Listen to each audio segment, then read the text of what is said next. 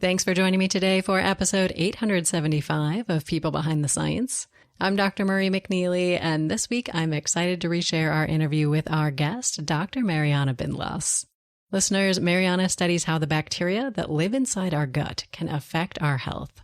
She's interested in how things like diet, antibiotics, or infection can change how our body behaves, and how this in turn can change how the bacteria in our gut behave and lead to disease. In our conversation, Mariana shares some fantastic stories about her life and science. So get ready to meet another one of our brilliant people behind the science.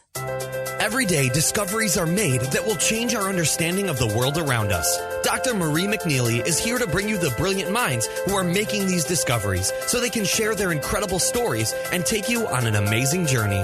Welcome to People Behind the Science.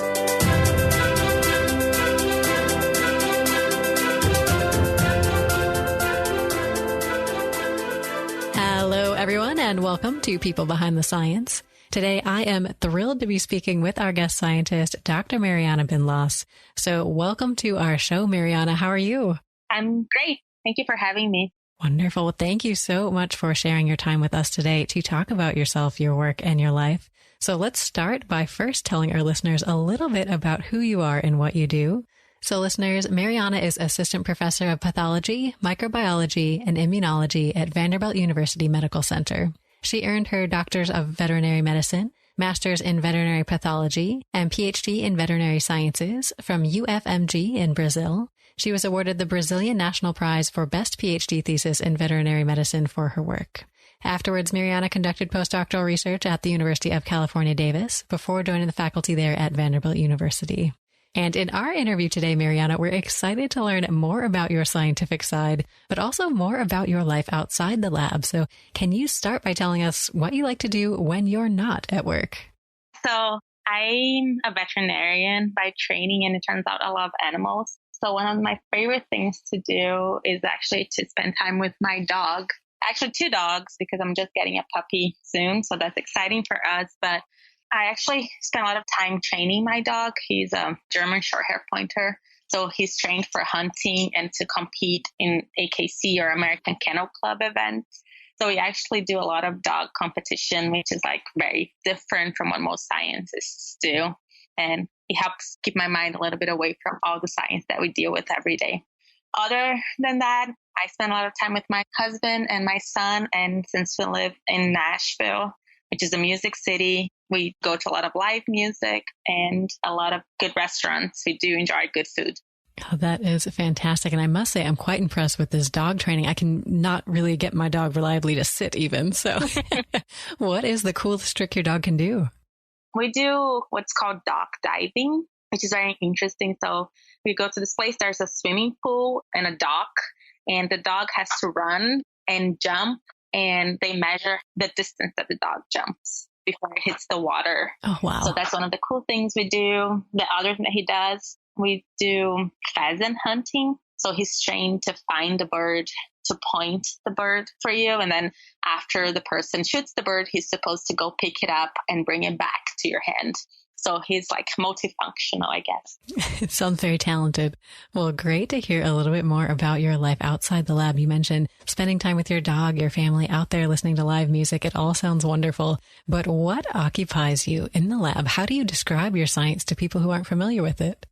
I think the main question that we're interested in the lab is how the microbes or the bacteria that live inside your gut, inside your intestines, can affect your health. And what we're interested really is understanding how things that we do in our everyday life, such as changing diet or taking antibiotics or getting infected by some kind of bad bacteria. So we work with Salmonella typhimurium, how those things are changing how our body behaves. And as a consequence of that, it changes how the bacteria that live inside our gut behave, and that can lead to disease. So what we're trying to really understand is how all of this is functioning, with the hope that by understanding that, one day we'll prevent some of those diseases. Certainly. Well, Mariana, I think this area of research is so cool. So I cannot wait to dive in a little bit more detail. But I'd love to talk a little bit about motivation and inspiration, because I think me and our listeners can always use a little pick-me-up. So do you have a favorite quote or a saying that really resonates with you and maybe inspires you? One of my favorite quotes is, "Be the change you want to see in the world." And the reason behind it is that I think it's important to act, to make things better, and to really drive other people by example and showing how you feel like the world can be better or science can be better. And the easiest way, I think, to show people that is by acting the right way. So that's one of the reasons why this quote really drives me, both in normal life and inside the lab. Certainly. Well, I love this quote myself. So a great little piece to share with me and our listeners today. And I'd love to talk next about some of the people who might have had a big impact or inspired you during your career. So when you think back, Mariana, are there particular role models or mentors or just people you looked up to who had an influence on you? For sure. Without good mentors, it's hard to move on. So the most impactful person in my life, in my scientific career, was my first advisor while I was still a veterinary student in Brazil. So I'm originally from Brazil. I did my initial training in Brazil. And the reason why I decided to go to veterinary school was because I've always loved biology since high school, but I wasn't really sure exactly what I wanted to do. I was actually going into biology, but my middle sister was in vet school. She was studying to be a veterinarian. And she was the one that told me, you should just go to vet school instead, because you can still learn a lot about biology, but you have a clinical degree that may be useful in the future. So because of her, I decided to do vet school instead of a flat out biology degree. And it turns out when I got into vet school, I really wanted to have the experience of doing research. And in Brazil, the easiest way to do that is to apply for the laboratories. Like they have something that's called scientific initiation, which they give you like very little money for you to spend a lot of time in the lab doing work. It sounds intimidating too. Yeah, it's very interesting. I mean, it gives you a lot of opportunity. And I was actually doing veterinary pathology. That was my class, was my first class, learning animal anatomy and animal pathology. And there was this professor that was looking for students for this particular scientific initiation. And his name was Renato de Lima Santos. And I ended up joining his lab, and he became my mentor through my undergrad, my master's, and most of my PhD. And he is a very talented veterinary pathologist and a very talented researcher. And he was the one that gave me the initial opportunity to do science. And he was extremely motivating because he was the first one to offer me to write my first manuscript while I was still an undergrad veterinary student. He had amazing scientific ideas in a research environment that's not the most productive. In Brazil, it's really hard to do science, and he was still very successful. And he spent a lot of time discussing ideas. And he was the reason why I came to the US to continue my training, because he was like, as much as I would like for you to stay in Brazil, I feel like you need to go overseas to improve your science and to become a better scientist. So I really want you to spend some time in the US to learn how to be a better researcher. And he was the one that opened all the doors for me to leave Brazil and to continue training in the US. So he is the main reason why I am where I am now, because he was the first person to believe that I could do science. Oh, that is phenomenal, Mariana. I love this story. And you mentioned at the beginning here that already in high school, you had this interest in biology. How far back did that go? Or do you remember when you first started getting interested in science? It's interesting because the school system in Brazil is a little bit different than in the US. You can't really choose if you're going to do sciences or not. So you have to take physics, chemistry, and biology throughout your high school. So you're really much exposed to sciences maybe much earlier. And I think the first time that I did decide that I wanted to do anything related to biology was when we started talking about evolution early in high school and the difference between reptiles and mammals and all the animals. And that was very interesting to me, and like anything related to genetics. And I also had a physics professor that was really, really nice and that was really good at explaining everything. So I think the combination of these two things was what drove me to science, even before college. Oh, that is phenomenal. And you talked about this mentor and how that was such a huge impact on your career. Are there other key moments that you can point to along your career path that really helped you get to where you are today? I think one of the main moments for me is when I first came to the US as a PhD student. It was a very interesting moment because, I mean, you know English and you know what to expect of the US, but it's definitely a very different environment. And I remember I actually had my first immunology class, and I just remember sitting in that class with this new professor teaching me hardcore immunology in a completely different language. And that was just a moment that like, I'm really here with one of the best immunologists in the world, which changed a lot. And I think arriving in the labs in the US and seeing all the possibilities in terms of supplies and of resources and of everything that I could do made me appreciate science a lot more and realize how much I could do given the right resources. So that was like a very interesting moment, I think, in my life. Definitely. So was it difficult to make that transition? You mentioned language can be a barrier, particularly when you're talking about complex scientific topics. What really helped you make that transition? I came into a lab that was very diverse in terms of nationality too, and with very supportive PIs. And one of them is Andreas Baumler, which was my postdoc advisor. He's German. And Renee Solis, which is my PhD advisor, she is American, but she lived overseas. And at that time, their lab was very diverse. Like there were people from Asia, there were people from Europe. So there were a lot of international people that I could relate to, that like understood what it was to leave everything behind in your country and move to a new country, move to the US to do science. So that was very helpful to me to have other people that, although they're not from Brazil, there was also international people and they could definitely relate to what I was going to experience at that time. Well, thank you so much for talking about this big transition for you in your career. And then you did your postdoc there at UC Davis. What was that experience like kind of once you got acclimated to the environment? It was great. So the plan was for me to spend 2 years in the US doing 2 years of my PhD. And turns out I've never went back to Brazil, which was totally unexpected. And then for family reasons, I had to stay in the Bay Area for a postdoc.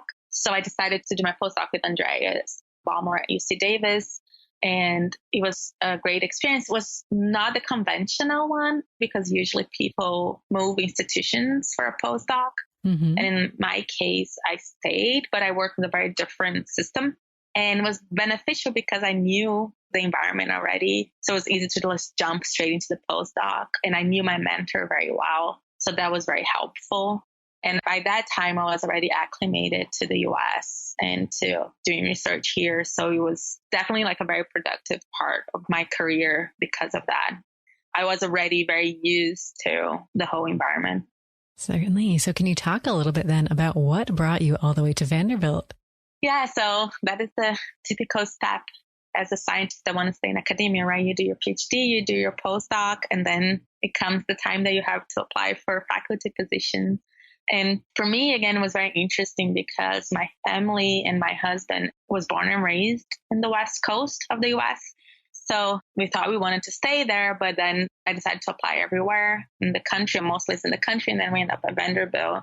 And the main reason why I ended up here or in a faculty position is because I've always wanted to be an academic.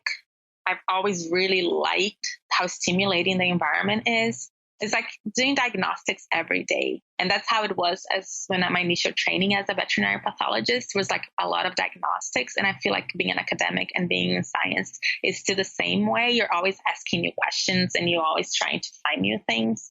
So that was one of the main reasons why I wanted to stay in academia.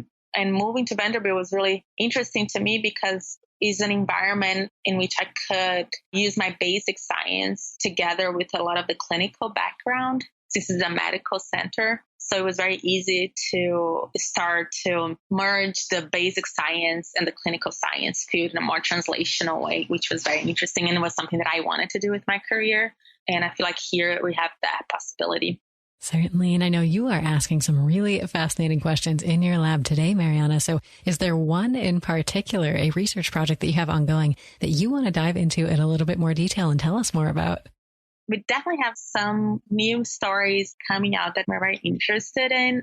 So in my postdoc, one of the key things that we found is that the bacteria that live in your gut or your microbiota is really talking to the intestinal epithelial cells to help them behave the right way to promote human health.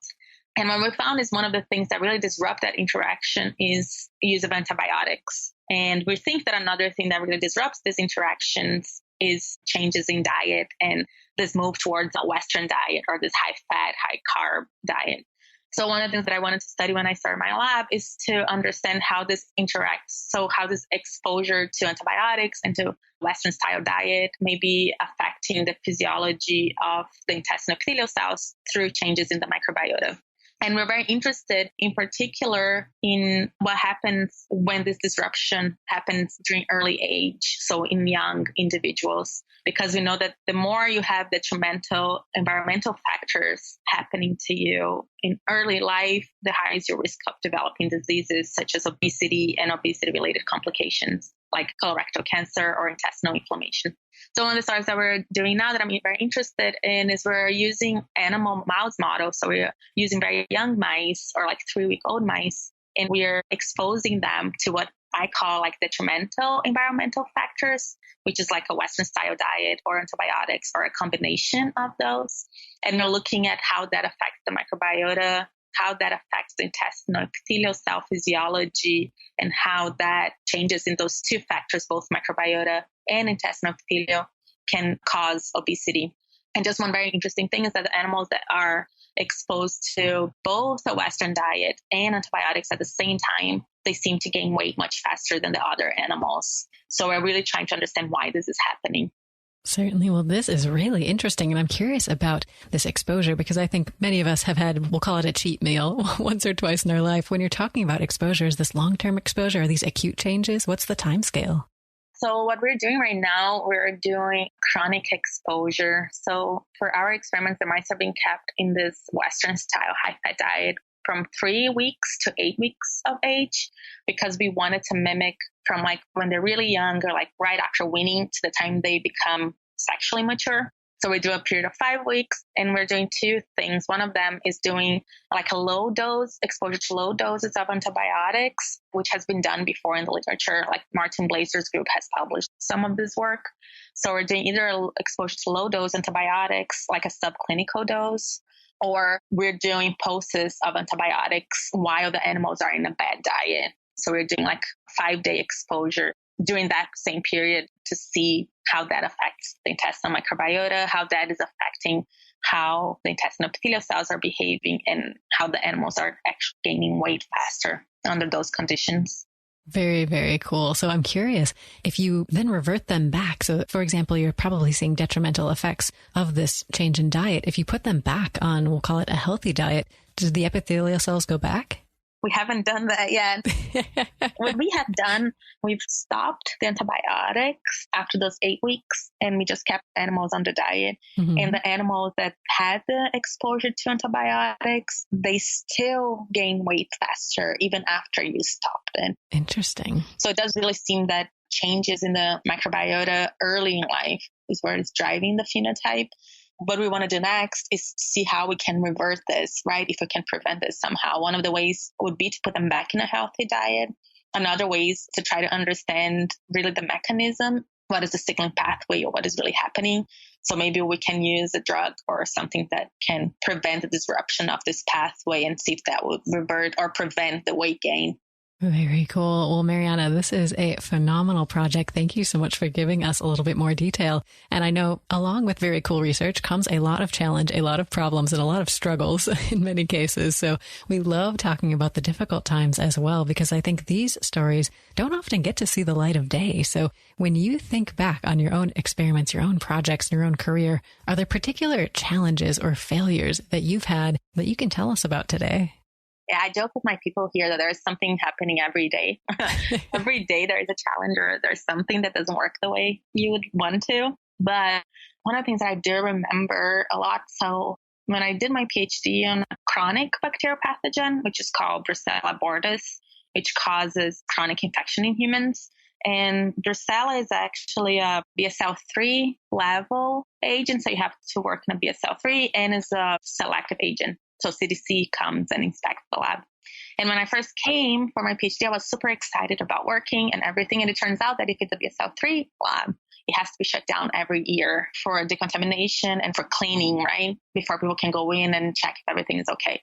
And in my first couple of years, the lab was shut down maybe 3 months. Oh, wow. And Brucella is a very slow growing bacteria. So every cloning step, for example, takes a week to happen. And it takes like 3 days for the bacteria to grow in culture.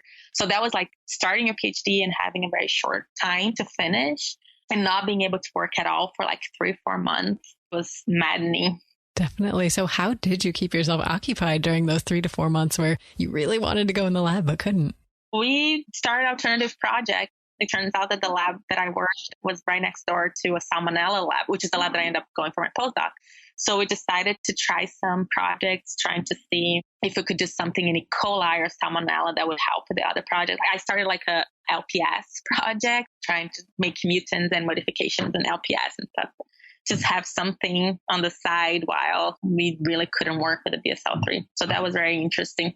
It sounds like it perhaps disruptive to your experiments if you didn't plan properly in advance. Yeah, for sure. The good thing about it is that we knew for the most part what was going to happen, but it's definitely not very nice when you really want to generate data. Right. That final year of your PhD when you're trying to wrap everything up, right? Well, Mariana, thank you for talking about one of these challenges, because I think it helps our listeners appreciate some of the difficult situations that they may not expect would come up in the life of a scientist. Like, for example, the lab having to be shut down for cleaning, decontamination, and checking by the CDC. So I love that you shared that story. And we don't just want to talk about the difficult times, though. I'd love to talk about some of your successes as well. So Mariana, do you have a favorite success story, whether it was a big win or just a small victory that was particularly meaningful that you'd like to share? I think since I started my lab not too long ago, right? It's been like a year, a little bit over a year. There are a couple of stories that help when you're starting and you're still a little bit maybe further away from the big victories of your own. One story was actually very interesting. It's like my first PhD student, she had never really done much animal work before. And here we do a lot of work collecting fecal samples from mice to check what's happening with the microbiota and everything. And I was in my office one day and she had just started an animal experiment. And then she comes and she runs by my office. And the first thing she's like, I pooped mice for the first time. She was so excited that she was able to collect. Aww. I think to see your trainees be happy about what they're doing is a big victory to me. And it turns out that now, after being here for just maybe less than a year, she just had a review published and she just won a poster award at a local meeting here within the same week. So that to me was very rewarding, like to see my first trainee or my first PhD student starting to see the success of her work. Oh, that's so cool. So do you have a particular way that you like to celebrate these successes in the lab? We usually have lab happy hours or lab parties. We usually go to my house and then I cook something. Since I'm from Brazil, we like to cook and we like to eat. And then everyone gets together and celebrate those things. That was a tradition that happened in my postdoc lab. My PhD and postdoc advisors, they did a very similar thing. Like every victory that we had, we would just get together and celebrate with a party or with eating or something like that. Definitely. Food always brings people together. It definitely does. So do you have particular favorite dishes that you like to cook for the group? I have a confession to make. The cook in my house is my husband. Cooks for us more than I do. We usually like to barbecue.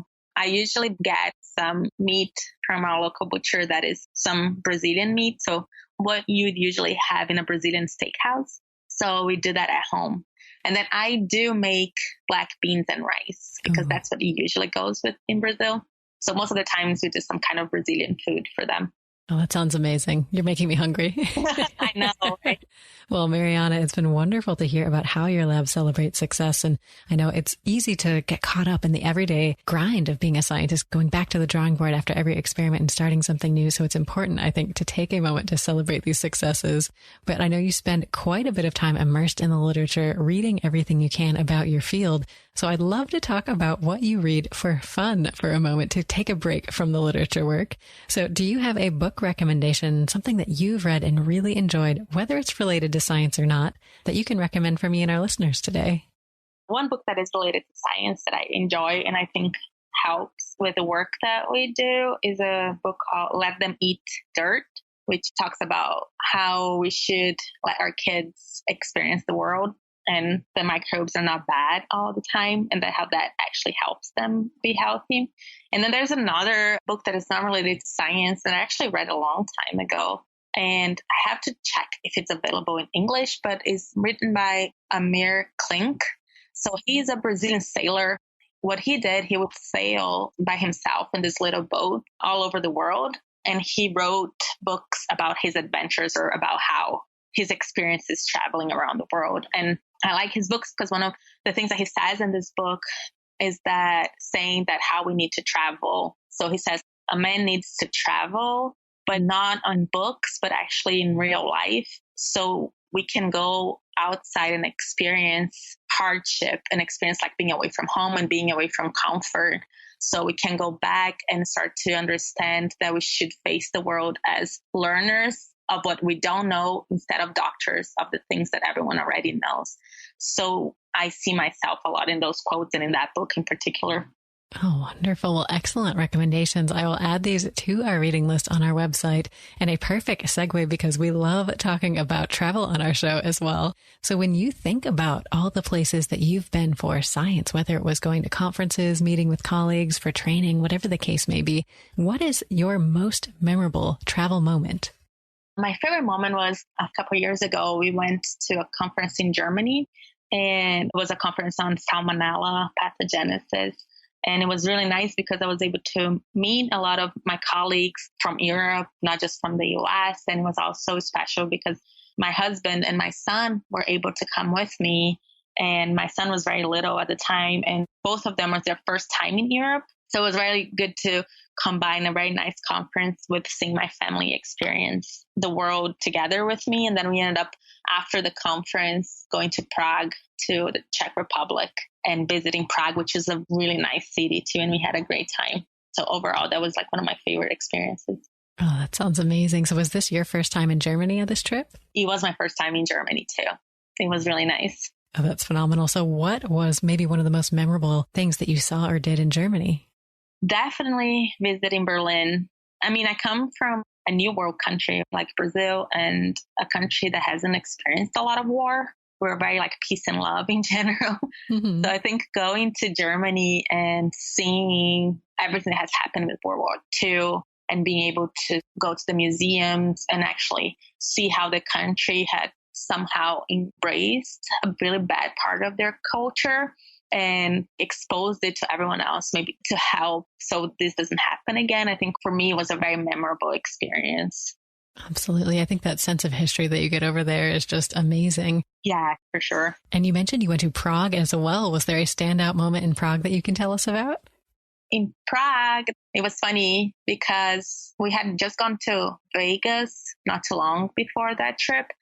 We walked around the hotels in Vegas and everything's so grandiose, but so fake. Right. And then we went to Prague and everything is from the medieval times and all those big churches and everything is real. I think that was like a very cool moment for me to be able to see history and to see the original infrastructure, the original buildings, right? But that was very real. And I think for me, coming from Brazil, it's always very shocking in a good way to really see that the history was really there, that we just don't have that where I come from. So like Prague was another moment of that, to see all those beauties and all that structure for sure. Oh, definitely. Just kind of taking in all the art and architecture. I love it. Well, it sounds like you've had some wonderful experiences to see the world for your science. And I know as a scientist, there are often stereotypes about what your career is like, what the everyday is like, but also what scientists are like as people. And we try to break some of those stereotypes on our show by showcasing some of these things that go contrary to them, the opportunities for travel, the amazing people you're able to work with, because I think so many of the scientists I've spoken to are just these creative, funny, multidimensional people. And that's not often how we're portrayed, unfortunately. So, Mariana, do you have an example of your own or a story of your own that really showcases the human side of science? Maybe the funny traditions, the quirky moments that you share with colleagues, or just the sense of humor? Yeah, that happens all the time. And I think it's great that we get to talk about that. Some moments that were really nice is when we get together and we just sit around and have something very simple, right? We like coffee and just talk about life. That alone is really nice. And I was thinking about one of the memories that we had.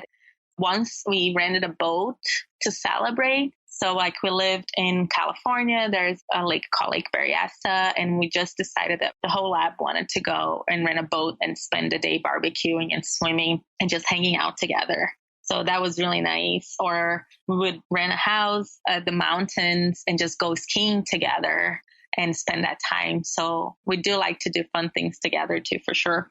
Absolutely. And I think it's great to form that camaraderie within the lab, because I think that helps everybody work together better in the lab as well as outside the lab. So, So do you have any current traditions in your lab at present? We go for lunches together a lot, especially if it's been a hard day for everyone. Sometimes we just stop, and our lab is really close to Main Street that has a lot of restaurants. So some days we just go get burritos together, or we do like happy hour together. We do an annual lab hike.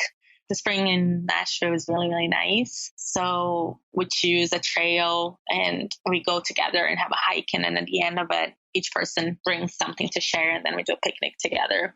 And we're planning on a lab retreat soon. We're actually looking for houses and stuff to do, like a weekend of not just science, but talking and hanging out together. So that should happen hopefully by the end of the spring. Oh, that sounds amazing. And I know that getting out of the lab and kind of clearing your mind a bit, taking a step back, can be really helpful for stimulating creativity and new ideas, particularly when you are addressing such wonderful questions in the laboratory, because I know there are a lot of things that stand in the way for scientists to keep them from answering these dream questions that they'd really love to answer with their work. So, Mariana, if we gave you all of the resources you could possibly dream up and took away all of the barriers you typically have to contend with on a daily basis, what is the one question that you would most want to tackle? One question I'm really interested is to understand why people are getting some diseases earlier in life. Some diseases that would usually thought to be diseases of aging, they're happening early in life. And I'm particularly interested in this association between development of cancer and colorectal cancer in particular in younger adults, especially in the millennial generations and the generations before. So we really want to understand why this is happening, why the newer generations are at higher risk of developing colorectal cancer. And we have some ideas of what that may be, but that would be a really cool question to answer. Certainly. So what are some of the biggest barriers you face in trying to answer this question? It's always money. I mean, it's always funding, right? Because we want to use a lot of animal models and a lot of technology. Like we use germ-free mice, so mice that don't have any microbiota. We want to use knockout mouse models. We want to use organoids or like colloids, organs in a dish, and all of that require resources and also trained people to be able to do all the techniques that we would want to do, to be able to bring all these trained people to help you answer those questions. I think that and funding are the two major barriers. Well, thank you so much for dreaming big with us, Mariana. We love hearing about these dream research questions that scientists still have on their plate to tackle. So we appreciate you sharing your insights with us today. And I'd love to end by talking about advice. So when you think back on your life and career, Mariana, is there a particular piece of advice that you received at some point that really helped you that you can share with me and our listeners today? One of my favorite advice was a day spent in the library can save you months in the lab. So really spending the time to understand the literature and read about things can save you a lot of time and a lot of failed experiments. So did you find this advice particularly helpful in a situation you were in? Oh, yeah, for sure. I always spend a lot of time when I have a question to trying to see what has been published on this or what people have done already, to try to tailor my experiments, to tailor my questions to what is already known. And I tell that to my people too, that it's important to keep up with the literature, and it's definitely important to read a lot about your research topic so you can really understand, not only know what has been done already, but also to help you understand your results and predict why things may not work the way that you think they would. That saves you a lot of time for sure. Oh, definitely. And I think reading papers where people have tried certain things and it hasn't worked, that's also very helpful. So you're like, okay, don't do that. Yeah. And recently we had something happen. Turns out some of our mice were behaving differently. And it took us a while, and we found one paper after looking a lot that had seen the exact same thing that we did, which is good to confirm that has happened before. But I was like, I wish I would have ran into this paper. Right. Where was this? Well, Mariana, wonderful advice for our listeners. Is there any other last piece of advice you'd like to share, or a last message you'd like to leave everyone with today? There's 3 things that I think a lot about. Keep working and try not to give up in the face of failure, because that's one of the things that we deal a lot in science is with everyday failures and everyday maybe disappointments. And I think that the moment that you start to see failure as something positive and be able to grow from it instead of letting the frustration take over, that makes you definitely a better scientist, because then you can actually start to understand that failure may be driving you in the right direction, and you can use that to keep moving forward and become a better scientist. Definitely. It's all about perspective when it comes to failure. I love it. Well, great advice, Mariana. And thank you again for all your insights today. If our listeners want to learn more about you and the excellent science you're doing, where should they go, or how should they get in touch?